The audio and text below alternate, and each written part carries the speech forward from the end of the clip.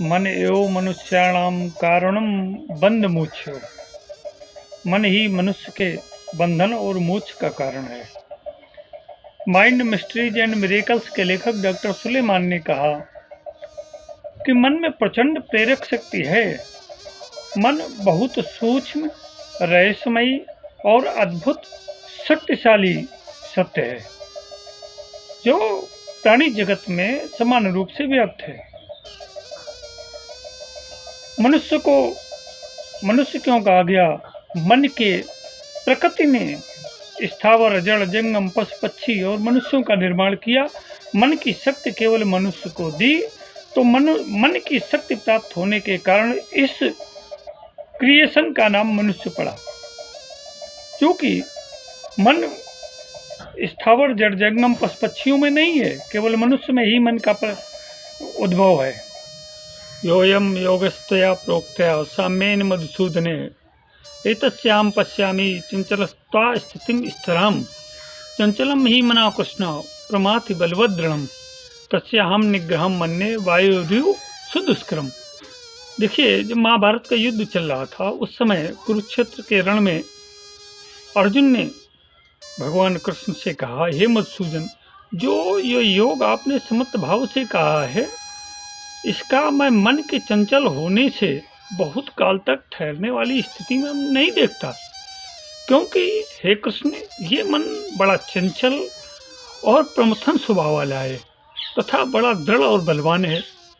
इसलिए उसका वश में करना वायु को वश में करने के समान ही दुष्कर है। कृष्ण ने भी इसी मन के विषय में अर्जुन की बात का सत्यापन किया कि तो ये कौन्तेय पुरुषस्य विपश्चिता इंद्रियाणि प्रमाथीनि हरन्ति प्रसवं मना इंद्रियाणां भी चरताम यन मनोनुविधीयते तदस्य हरति प्रज्ञां वायु नावम इवाम वशी। हे कौन्तेय, अभ्यासशील बुद्धिमान पुरुष के मन को भी ये उद्दंड इंद्रियां बलात् अपहरण कर लेती हैं।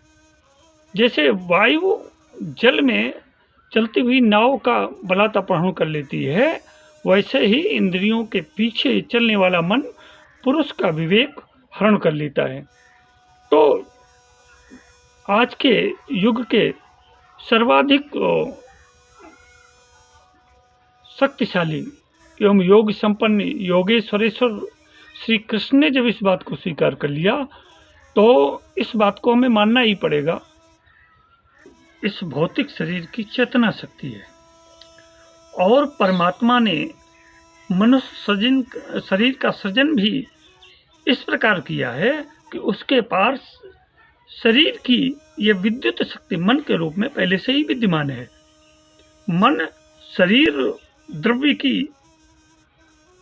विद्युत शक्ति ही है और यदि इसका पूरी तरह से उपयोग किया जाए तो मानवीय कल्याण के लिए इसका दीर्घ काल तक विद्युत के रूप में उपयोग किया जा सकता है। इसी शक्ति को, इसी मानसिक शक्ति को हमारे वेदों ने ज्योतिषाम ज्योति भी कहा है। इसी शक्ति से हमारे योगी ऋषि प्राचीन काल में आकाश में विचरण किया करते थे तथा समस्त मानवीय समस्याओं का समाधान और नियंत्रण भी वो इसी मन की शक्ति से किया करते थे। गाय और शेर को एक ही घाट पर पानी पिलाने की क्षमता इसी मानसिक शक्ति में विद्यमान थी। जिस व्यक्ति ने अपने मन पर नियंत्रण कर लिया तो ये मन उसका मित्र तथा जिसने नियंत्रण न किया तो यही मन उसका शत्रु बन जाता है। इसको आप इस प्रकार देख सकते हैं कि आग से भोजन पकाया जाए या फिर आग लगा दी जाए, कहने का मतलब विध्वंस में प्रयोग किया जाए। बिजली से रोशनी का प्रयोग किया जाए या अन्य विद्युत उपकरणों का संचालन किया जाए या शॉर्ट सर्किट से प्राण संकट खड़ा कर लिया जाए। और इसी प्रकार से इन सब चीज़ों का उपयोग मानवीय पक्ष में करने के लिए ये आपकी दिशा दशा और तत्कालीन उपभोग पर निर्भर करता है। मन हमारी इंद्रियों के माध्यम से बाह्य जगत को जैसा देखता, सुनता, स्पर्श करता, स्वाद करता और भोग का जैसा अनुभव करता है, हमारा अंतर जगत ठीक ही उसी प्रकार से विनिर्मित होता चला जाता है। बाहर की प्रकृति हमारी ही इंद्रिय जगत जन्य अनुभवों से हमारे तदनुरूप हमारे अंतर जगत की सृष्टि का निर्माण करता है, और हमारा जीवन भी उसी प्रकार से शरीर के द्वारा कार्य व्यवहार में उसको संपादित करता चला जाता है। शब्द, स्पर्श, रूप, रस और गंध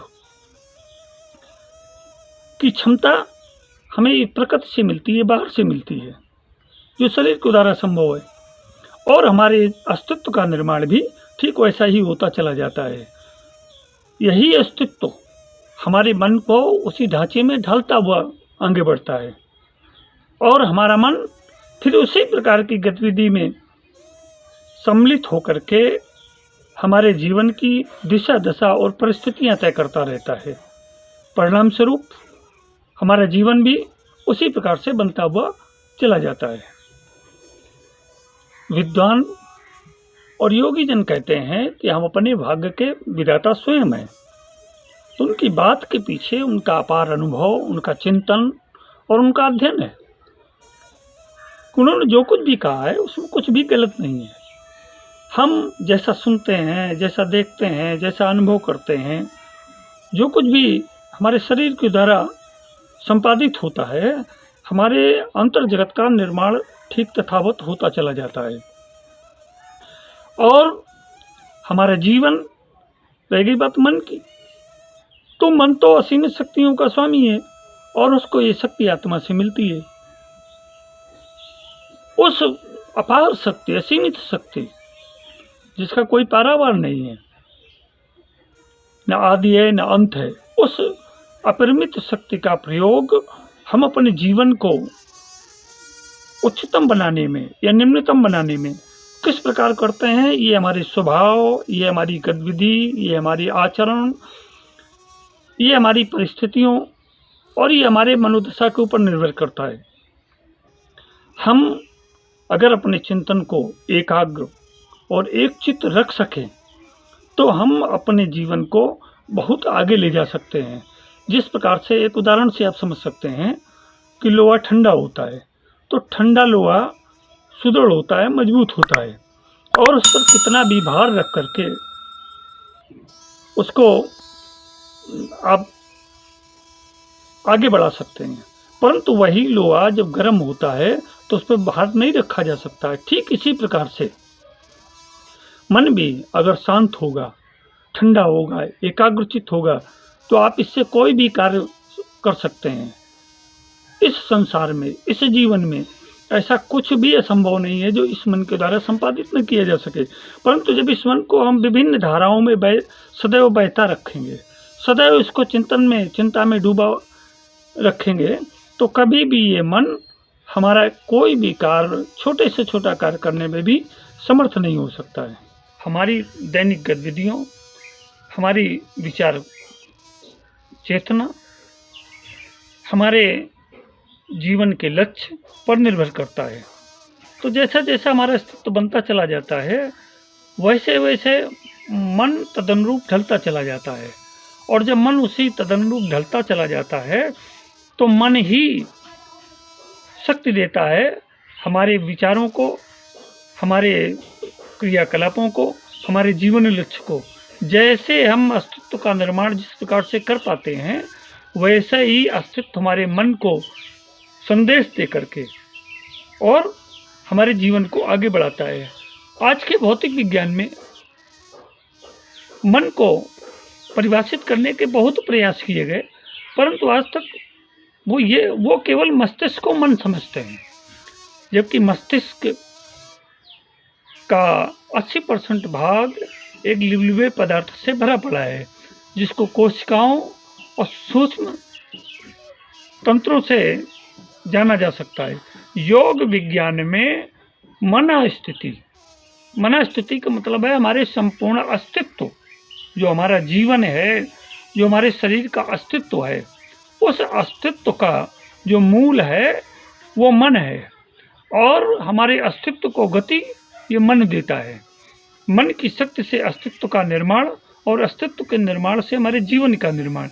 जैसे जैसे हम अस्तित्व को जिस प्रकार से प्रभावी कर सकते हैं या निष्प्रभावी कर सकते हैं, उसको उत्थान की ओर ले जा सकते हैं या पतन की ओर ले जा सकते हैं, जिस प्रकार के अस्तित्व का निर्माण होगा, मन उसी तरह की ऊर्जा हमारे अस्तित्व, हमारे जीवन को प्रदान करता है।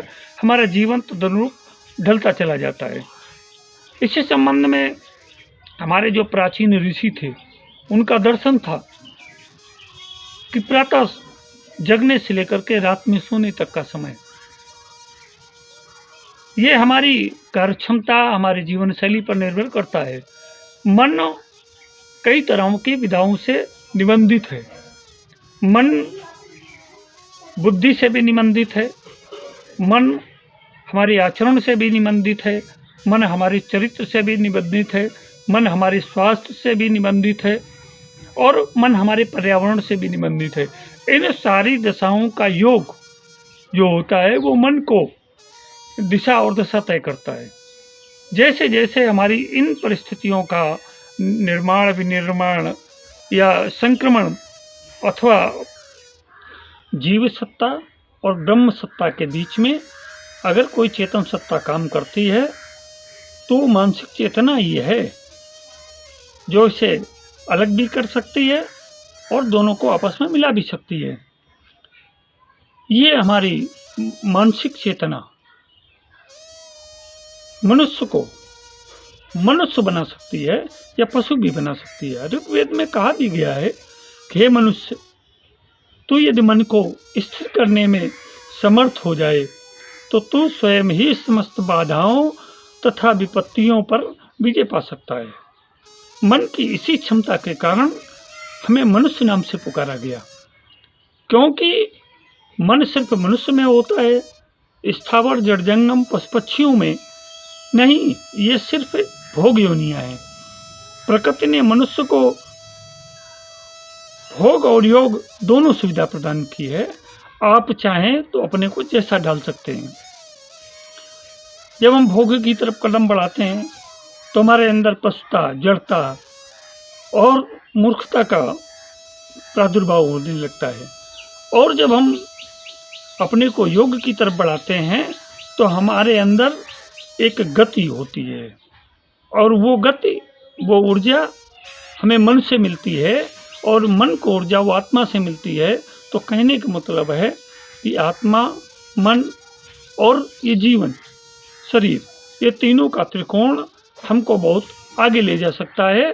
अर्थात हमको मनुष्य के रूप में इस धरती पर, इस ब्रह्मांड के इस ग्रह पर जन्म लेने का जो सौभाग्य मिला, उसको हम चरितार्थ कर सकते हैं।